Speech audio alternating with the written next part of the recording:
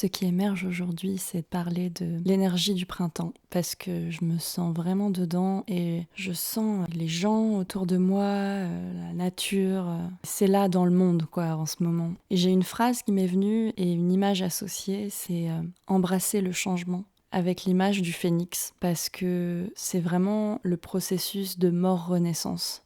C'est pas que l'aspect oui, c'est tout beau, c'est tout joyeux. Il y a aussi le côté travail de l'ombre qui se passe avant, travail dans l'invisible. Et j'ai envie de partir de mon expérience personnelle, de quelque chose que j'ai vécu là, qui est tout frais et qui s'est fait en plusieurs étapes, parce que je trouve que c'est hyper représentatif du processus des saisons et des cycles et de ce qu'on va vivre en soi, qui est comme ce qui se passe à l'extérieur. Et j'ai aussi envie de me montrer un peu vulnérable en fait ici, et de parler de mon humanité sous toutes ses formes et avec toutes ses expressions et toutes ses couleurs. Je trouve que c'est important. En tout cas, moi, c'est ça qui m'inspire chez des gens que je vais suivre, que je vais écouter, qui vont m'accompagner, qui vont me former, qui vont me transmettre des choses. J'adore quand les personnes, elles sont authentiques et qu'elles se montrent vraies. Pour moi, c'est normal en fait. Et ça me rappelle qu'il n'y a pas besoin d'être dans un certain état constant, genre une constante béatitude, une constante plénitude, pour avoir quelque chose à apporter dans le monde. Et j'observe qu'on peut croire ça souvent, et moi j'ai cru ça souvent, et ça m'arrivera encore probablement, que voilà, j'ai une attente de résultats, j'ai une image de qu'est-ce que c'est une personne accomplie, de qu'est-ce qu'il faut ressentir, de c'est quoi être éveillé, c'est quoi être ouvert, c'est quoi être spirituel, tout ça. Et je me rends compte que avec toutes ces injonctions, ben ça peut vraiment rajouter de la douleur et du frein, et ça facilite pas l'émergence de ce qui est et de ce qui a besoin, justement. En parlant d'émergence, voilà, on est dans l'espace pour.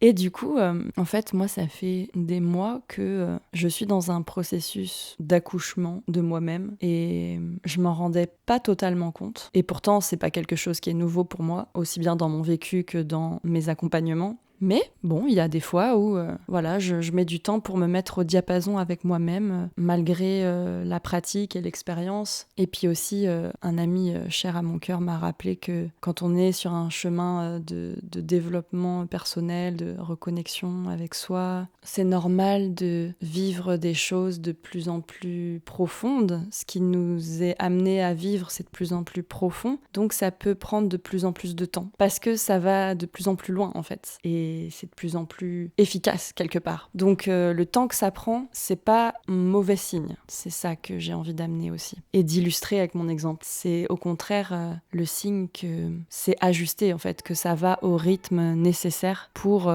l'émergence de ce qui a besoin. Mais ça, on peut pas s'en rendre compte tant qu'on n'a pas vécu le process et tant qu'on n'a pas accueilli et connecté pleinement les parts de nous en attente en fait, et ce qui avait besoin d'être entendu. Et du coup, voilà, ça faisait plusieurs mois que j'étais à côté de mes pompes, ça allait pas. J'avais des moments de profonde déprime et abattement, des grosses insomnies comme rarement j'en ai eu dans ma vie. Et puis je comprenais pas quoi, je ramais dans la semoule, c'était vraiment dur. Et ça faisait comme des contractions sourdes au début, avec voilà ce genre de symptômes, et puis de plus en plus intenses au fur et à mesure que la renaissance approchait. Et le point culminant, ça a été récemment où je parlais avec des amis et avec qui je me sens vraiment en confiance et en sécurité, quoi. C'est ma tribu. Et on a ce rituel de faire notre météo intérieure, en fait, pour parler de comment on se sent là maintenant, qu'est-ce qui est présent, et pour pouvoir connecter, être en lien avant de démarrer. Et puis voilà, j'ai complètement craqué. J'ai dit tout ce qui se passait pour moi et à quel point je me sentais perdue, et juste, je constatais que ça allait pas, alors qu'il y avait plein de raisons pour que ça aille bien et que je comprenais pas pourquoi. Et en même temps, ça me faisait vraiment du bien d'accueillir, ouais, ok, ça va pas, quoi. C'est là où j'en suis, et ça fait du bien de m'accueillir comme je suis. Et j'ai le droit de ressentir ça, même si je comprends pas tout encore. Bah, c'est là, en fait. Et ça a besoin de mon attention et de ma présence. C'est l'étape 1. Donc voilà, c'était une première grosse vague de contraction. La naissance, elle est proche. 2 nuits après, j'ai fait un rêve de guérison qui était hyper beau, où j'étais avec ces mêmes amis et on était au sommet d'une montagne et on regardait le paysage. C'était le coucher du soleil et ces magnifiques montagnes, cette magnifique nature était baignée de sa lumière rose-orangée. Et on était tous et toutes assises et on attendait quelque chose.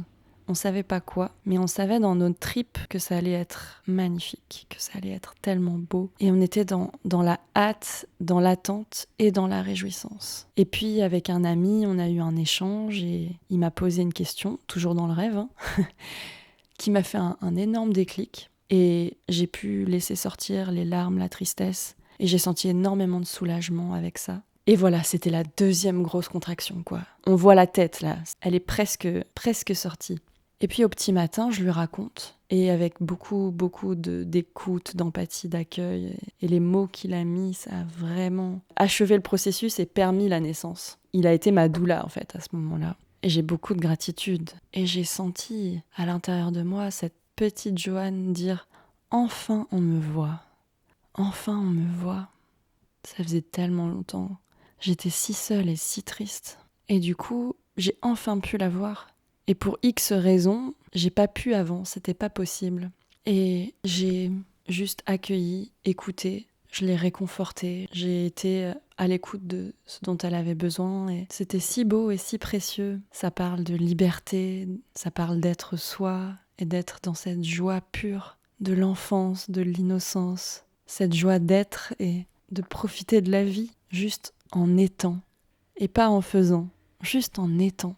Et c'est vraiment l'énergie du printemps, ça. C'est ce qui vient de naître, c'est ce qui est tout innocent, tout neuf et qui découvre le monde avec des yeux émerveillés. Et elle avait besoin de se rappeler à moi et j'avais besoin de me rappeler d'elle. C'est comme si je découvrais un nouvel amour qui a toujours été là. C'est la phrase qui décrit le mieux ce que je ressens. Et j'ai envie de témoigner de ce vécu pour montrer aussi que c'est normal d'avoir des moments d'abattement et de désespoir où on voit pas l'issue et où on se dit je vais jamais m'en sortir. Ça fait partie du processus de s'en sortir, d'avancer, d'évoluer, de se transformer.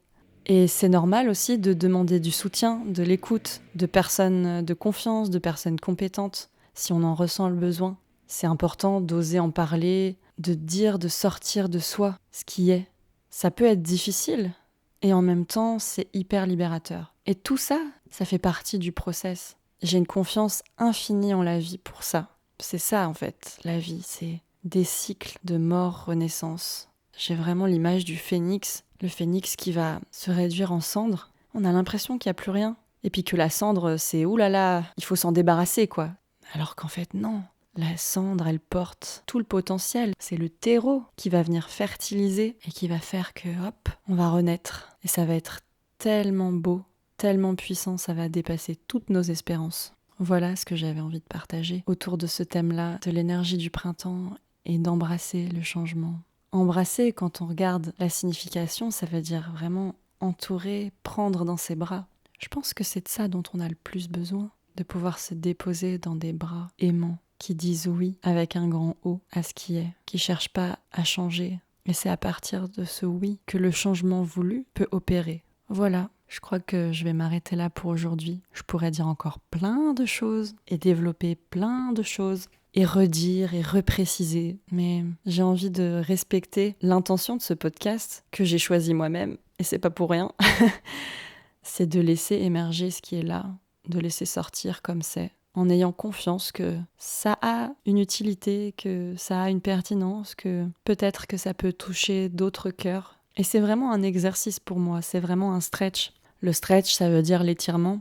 Quand on fait un stretch, c'est qu'on fait quelque chose qui est inconfortable, dont on n'a pas l'habitude, et en même temps, on sait et on sent que c'est source de croissance, et on a envie d'y aller. Exactement comme un étirement musculaire. C'est le même principe. Donc c'est un stretch ce que je fais en osant parler ici. À la fois j'ai le trac et à la fois c'est excitant. Si ça c'est pas aussi un moteur, la joie de l'enfance quoi, le côté allez on y va, on essaye. J'essaye de marcher, je me lève, je fais fonctionner mes muscles et peut-être que je vais trébucher, peut-être que je vais tomber, peut-être que je vais pas bien poser mon pied. C'est pas grave, je recommence. Et je ris et j'essaye et les encouragements vont venir attiser cette flamme qui est là quoi, qui lâche rien. Depuis le début, elle est là, en toi, elle lâche rien, parce qu'elle sait que tu vas la retrouver. Et elle sait que ce sera beau, même si t'as pas les infos, ce sera beau. Voilà, je vais finir là-dessus. Merci de m'avoir écouté.